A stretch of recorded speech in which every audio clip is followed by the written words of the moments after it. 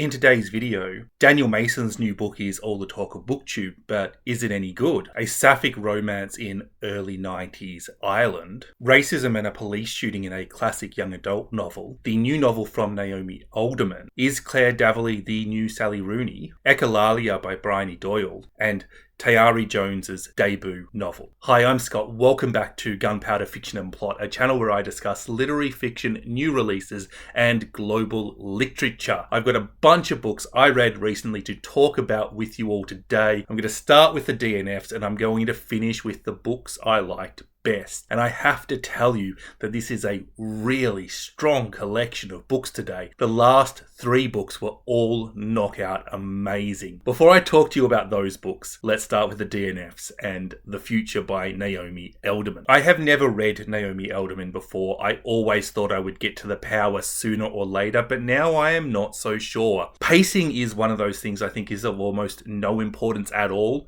until it matters, and then it is the most important aspect of the book. Bad pacing can make a book unreadable, and I'm a little bit fussy. I do like my Goldilocks pace. If it's too slow, I'm bored, and if it's too quick, I feel bombarded and confused. And well, Naomi Alderman, Carl Lewis couldn't keep up with her book. This novel needs to chill out and catch up with their old friend Mary Jane and Xanax. The God of Good Looks, Brianne McIvor. Speaking of Goldilocks pacing, this one was the other side. This one was too slow. This is a contemporary romance, literary fiction, and I got a quarter of a way into this book and I didn't know if I agreed with those genres yet. It was just too slow to set up what was going on. The Connellys of County Down by Tracey, Lange. This was on the Goodreads Choice Awards. I saw it. I read the description. It's about 3 siblings living together. One is struggling with reintegration into society after she spent years in prison. One is a struggling single father with a brain injury,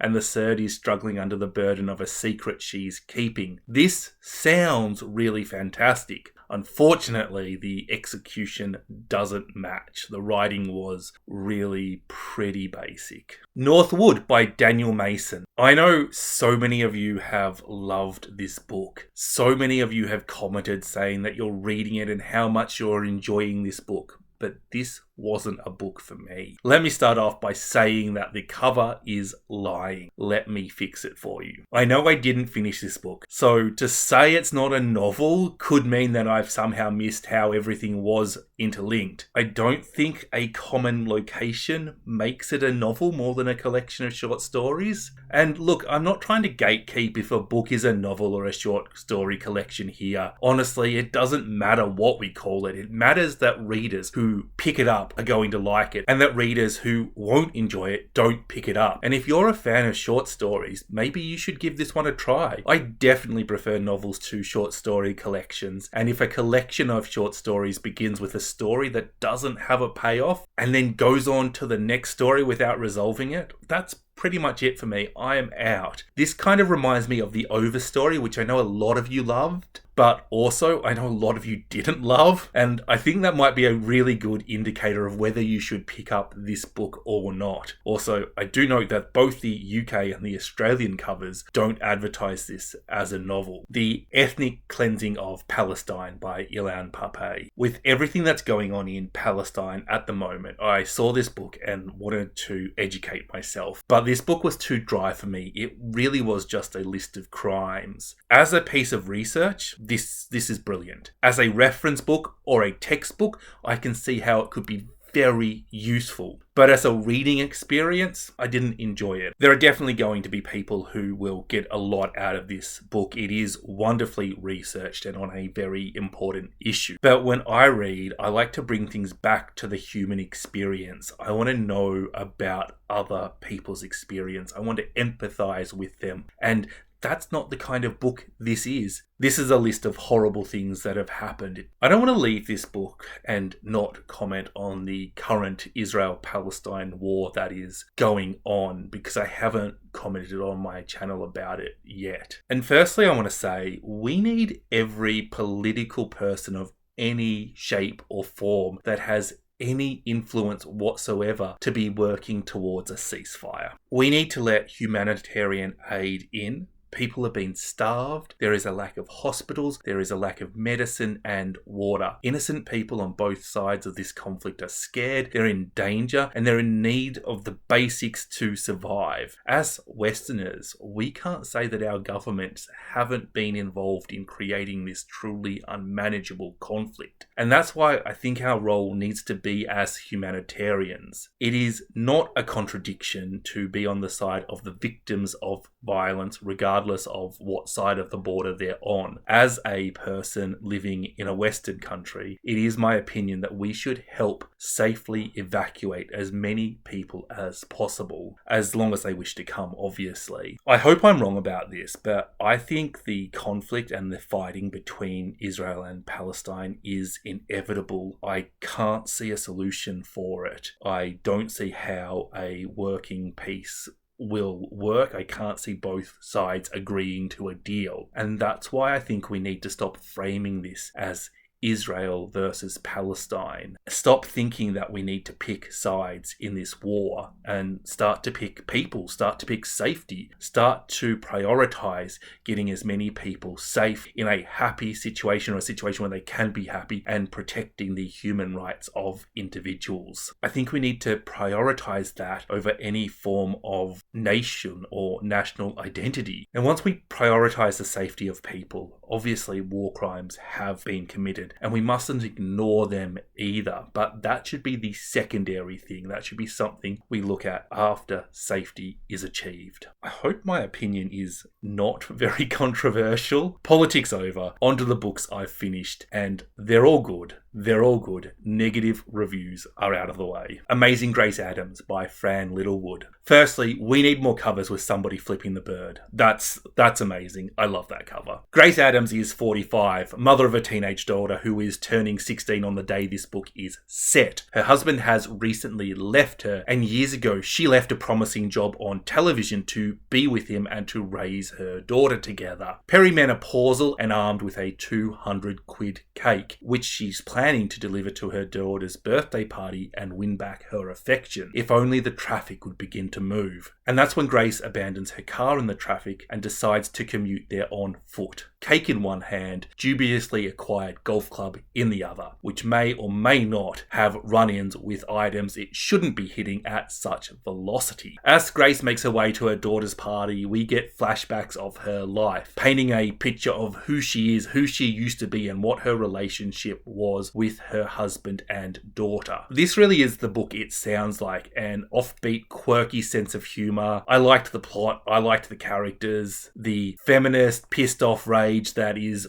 blended into the themes adds serious issues to a otherwise light-hearted book. And it definitely is a light-hearted book. It doesn't take itself too seriously. This is not going to be a book we're going to discuss in 5 years' time, or maybe even 5 minutes' time, but it is an enjoyable read. It's successfully doing what it wants to do, but to be completely fair, it's been done better by other authors. I think that this is the type of book that some people are looking at that going, I think that that's just going to be a hoot and I'm going to love it. And other people are going to say, I think I need to steer clear of that. And whichever opinion you have, I think you're probably right. Clotel, or The President's Daughter by William Wells Brown. Published in 1853, this is a black US classic about slavery and the arguments to abolish slavery. At the time this was written, there was a rumour that Thomas Jefferson had fathered several children with one of his slaves, Sally Hemings. 150 years after this novel was published, DNA testing confirmed he was the father. This is a story based on his daughter's experiences after Jefferson died. From this novel, I learnt things about slavery in the US that I didn't know. We talk about slavery and racism together, but what William Wells Brown has done is show me why white people living in 1853 should have been against slavery, not from any ethical point of view, but from a self-interest point of view. There was an account of a white woman who spent 10 years as a slave because she didn't have the financial means to prove that she wasn't, only to be saved by a chance meeting with somebody who knew her and was wealthy enough to pay the legal fees to help her. And just when the chapter in this story is coming to a close, Wells Brown says, "If you think that this is made up, please check out the New York Post between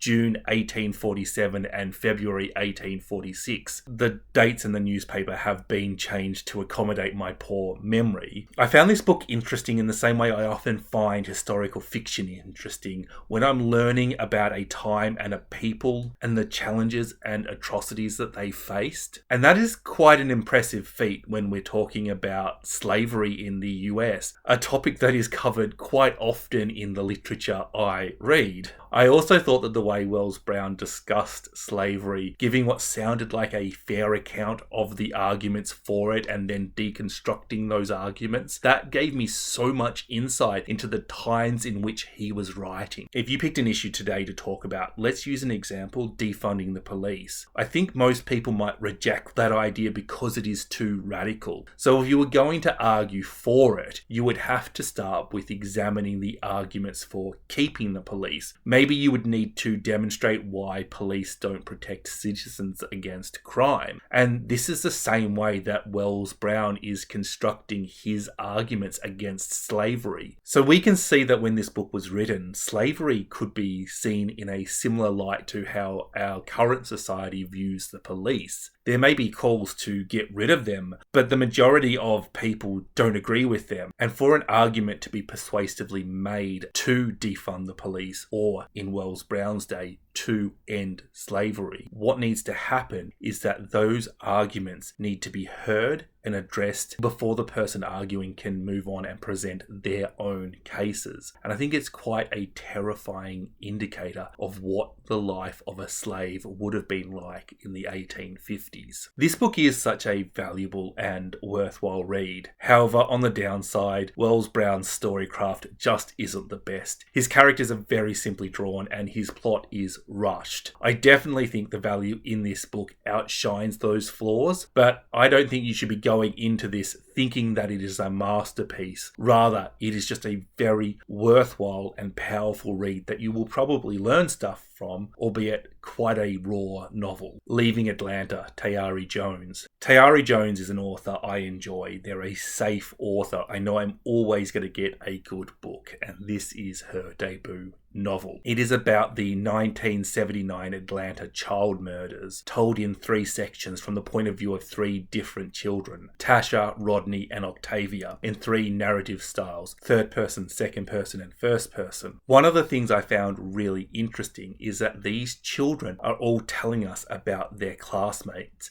and quite a few of the times we hear about this child Tayari. Jones was in real life a classmate of 2 of the real life victims of the Atlanta child murders. While this book is about the murders and about how adults react to it and what they do to keep their children safe, it's really about the kind of lives Black children live. None of our 3 protagonists are the same. They all have their issues, their struggles, and their reasons for staying in an area where a known child killer is operating. I thought how the children react when a child goes missing was particularly well done. There's a sort of hope. I hope so-and-so is just sick today. I hope they find him. I hope she comes back. I also thought it was quite revealing to hear the speculation. The murderer is only interested in boys, not girls. Or I think the murderer must be white. I thought that gave the community a personality and really captured what it would have been like to live in a Black community with a serial killer on the loose. This is definitely a good book, but you can see how Jones is figuring out her craft a little bit in this one. I'm not sure the different narrative styles really worked for me, and I thought maybe the pacing could have been a bit quicker and a bit slower in various places, just to build tension at the right bits and to really suck me in. I definitely preferred Silver Sparrow and An American Marriage more than this one, but as I said at the start, Tayari Jones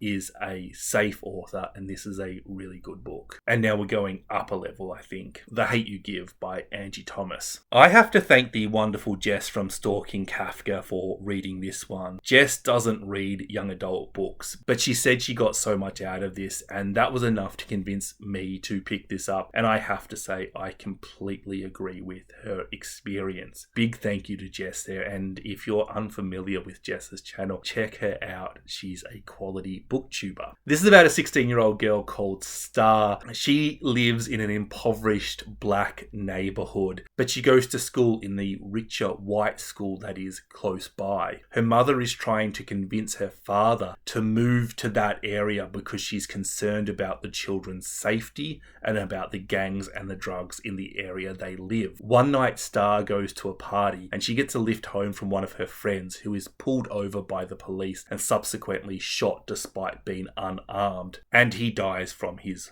wounds. Star is going through the obvious trauma of such an incident, but she is also deeply involved in the investigation, and that makes her feel very angry. To make matters more complex, her uncle is a black police officer, and while her father spent time in jail, he raised her and is basically a second father to her. I think that having a black police officer is a wonderful plot device in this book, because Star is very confused and conflicted about the police, and it's unrealistic to have the police murder your friend in front of you and to not feel fear and anger and distrust towards the police afterwards. But by having a father figure who is already an integral part of the plot, it forces Star to consider things from all angles, and it shows a variety of different opinions. It really does bring this theme and the various opinions and ideas that exist within the black community towards police, and you can really empathize with quite a lot of the different feelings and opinions. Star projects her distrust of the police onto her white circle of friends and her white boyfriend, some of who deserve a little bit of distrust, some who need to learn a few lessons regarding race,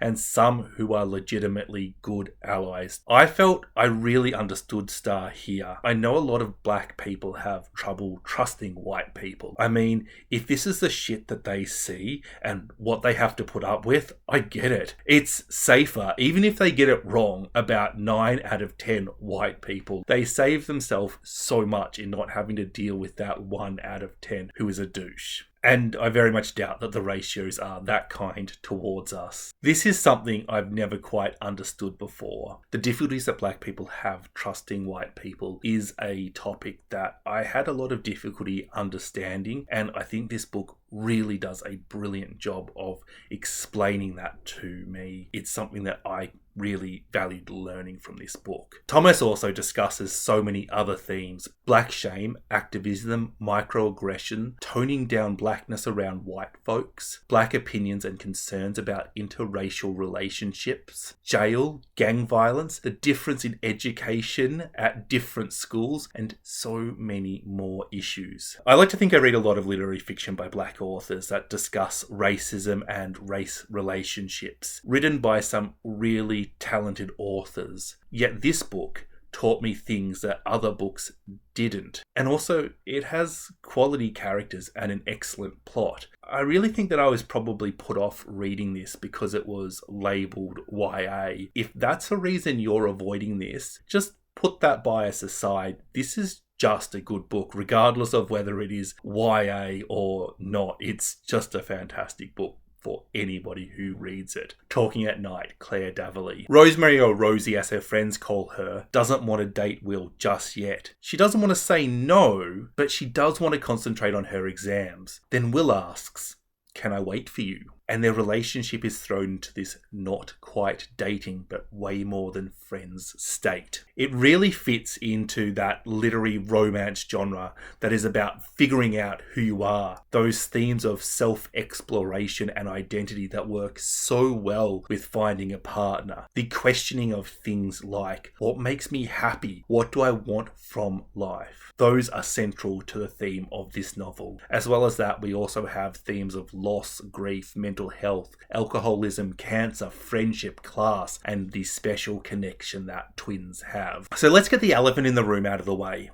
This book is going to be compared to Normal People. This is the publishing dilemma. Compare it to Sally Rooney, double your sales, even if it's not really a fair comparison. Do it so often that readers no longer trust you when you say, the new Sally Rooney. What do you do when a book really captures that same feel and spirit, that really similar essence of a flawed romance that is about so much more? We have this love story that starts in high school and continues into adulthood. It's a coming of age. It is desperately sad, and Daverley's prose is just so digestible. She makes her vivid descriptions seem so effortlessly poetic, simple and beautiful. This book is about the expectations and obligations you have, and how putting those expectations before yourself can really affect your happiness. Will and Rosie are the complete opposites in this way. Rosie loves music, and Will asks her early on in their relationship, if she loves music so much, why is she going to university to study history? Will, on the other hand, who is very intelligent and could easily study at uni, decides university isn't for him. Will believes people should do what makes them happy, but Will seems somewhat moody and abrasive at times, and this is because he is suffering from his own issues. He has a past, and I won't tell you what his past is because I think the way Daverley slowly reveals it and the way she paints Will's character is so beautifully done. The way that Will and Rosie know each other, the friendship and companionship they provide for each other through some really tough times. Their relationship is really beautiful, and I've not seen that done so well. One of the other little things that really stood out to me was Will calling Rosie Ro, a nickname that nobody else used for her. Will carries with him a bad boy image. He owns a motorbike and has a reputation for taking corners too fast and driving like he wants to kill himself. He has been suspended from school, and Rosie's mum doesn't approve of him at all. That is, despite her approving of him tutoring Rosie's twin brother Josh in maths. Rosie is going to Oxbridge, and Will lives with his grandmother. His mother's whereabouts are unknown. Will's grandmother very much approves of Rosemary. The differences in the situation here is massive. They are completely different people. They are textbook opposite in so many ways, and they shouldn't work. Yet you are never in any doubt that they are perfect for each other.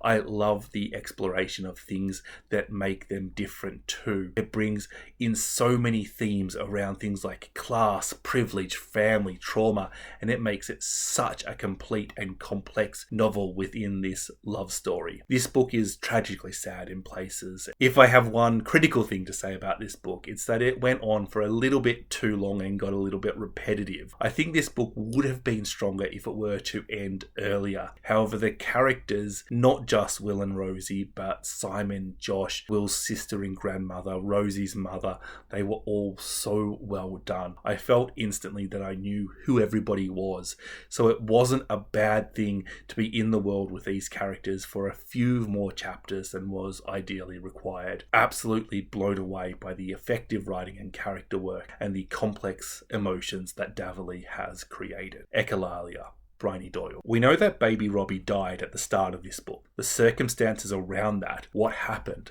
are slowly revealed to us as the book progresses. But that's not all that's happening. We get so much more. This book is really intersectional, told in two parts. One from Robbie's mother, Emma, when Clem was 4 years old, and the other from Clem, Robbie's sister, when she's in her early 20s. These two parts are told backwards and forwards with each other, jumping from one time frame to the next, but they always progress forward themselves. They both have independent plots which fit in with the death of this child. Emma is a young wife. She is not from a very privileged background, but she has married into a wealthy property developing family who don't say particularly nice things about the lower classes, about people living like Emma did when she was growing up. There is also very much an element of climate denial going on. This family is often the victim of hateful attacks, which Emma finds particularly stressful as she is caring for 3 children under 4. The stress is complicated by a lack of sleep, her middle child Arthur not talking, by her mother-in-law Pat running the family and being quite domineering, by Clem taking notes from Pat's book, by her husband Robert using Emma as a live-in nanny he can have sex with. Nobody seems to care for Emma. Nobody seems to notice that she is suffering from depression. 20 years later, Arthur has made a home for himself in London. Clem is an artist who cannot break away from certain dark themes. While all of this is very real and very emotionally done, Briony Doyle is forcing this plot to do double time. It is an emotional novel about postnatal depression, legacy, emotional abuse, motherhood, caring for the next generation. But it is also an allegory for one of the major themes in this book: climate change. The thing that makes Doyle such an incredible writer is the way that she uses layers so well. There are so many different things in this book for different people, for different readers. It's dark and emotional. This is a book about the death of a baby. I mean, come on. But it's also deep and profound. It's about emotional abuse and a toxic relationship. It's also climate fiction. It's hard not to read this and to be in complete awe of Doyle's ability. With all the ideas in this book, it really could have been 4 very good books in the hands of a different author. But in Briony Doyle's hands, it is one absolutely amazing book. Sunburn, Chloe Michelle Howarth. This is a love story / coming of age novel about Lucy, who lives in rural Ireland during the early 1990s. She is best friends with Martin, and everybody has assumed they will end up together, but Lucy doesn't feel that way for Martin. Instead, she wants nothing more than to bask in the attention of her other best friend, Susanna. This is lusciously told and so consumable. I started this on audiobook one morning when I was doing housework, and I just didn't want to stop, and I kept going until I finished it. I did this in one go. Joyfully binge-worthy and effortlessly captivating. This book really sucks you in. The first part of this book tackles coming out to yourself, figuring out your own sexuality. Lucy is not that into Martin. Everybody tells her she should be interested in him. But when Rita makes it known that she's interested in Martin, everybody expects Lucy to be angry and hate Rita. Instead, she's just not that bothered. She also quite clearly has a crush on Susanna, something she hasn't admitted to herself. But the title of this novel comes from the summer they spend together sunbathing. And through that summer, it becomes clear to Lucy what she feels for Susanna. The second part of the novel involves Lucy being worried how people will respond to her sexuality, her lesbianism, the conservative view of the town, the gossip,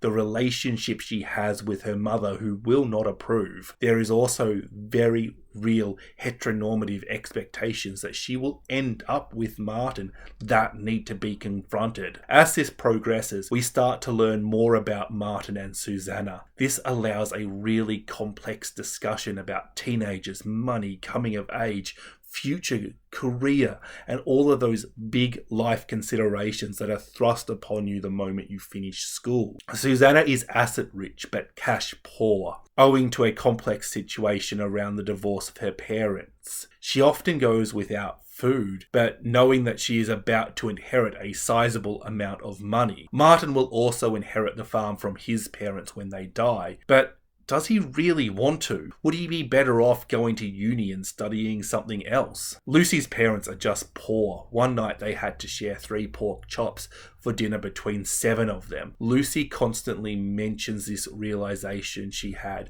that all people are not equal. This book is told from the point of view of Lucy, and I think that that's a fantastic choice, but it's also done really well. Susanna comes across as this amazing goddess of a character. Martin is quite effortlessly likable himself. For all the issues around Martin and the expectation that Lucy will marry him, Lucy keeps calling him her best friend. He's not an abusive douche. He's somebody Lucy legitimately loves, just more as a friend or a brother. The whole time you're reading this book, you're wondering, Susanna seems so amazing. Is that just because we're seeing her through Lucy's eyes, or is she actually that amazing? Susanna has this strange and almost toxic relationship with her mother. Lucy doesn't understand this. Susanna is challenging her mother, but she also actually loves her mother, and it took me some time to realize this because we're seeing it from Lucy's point of view. And while things definitely weren't perfect between Susanna and her mother, the relationship that Lucy was painting that she saw definitely isn't the relationship Susanna was having. And this actually tells us so much about Lucy's relationship with her mother. She only really understands things that she has experienced or has been told. Suzanne borrows her brother's underpants just to leave them around the house to upset her mother, and this makes absolutely no sense to Lucy. Susanna's relationship with her mother acts in contrast to Lucy's relationship with her mother. We see Lucy's fear and diffidence towards her mother, we see Lucy's desire to please and to be obedient. In turn, we see Lucy's mother stifling Lucy's personality, not letting her be herself. I've avoided telling you various things that happen in this book because I do think that the way things unravel is part of the joy of reading this. So I've been a little bit sparse on themes and plot because of this. I just love this book and I will read anything that Chloe Michelle Howarth publishes in the future.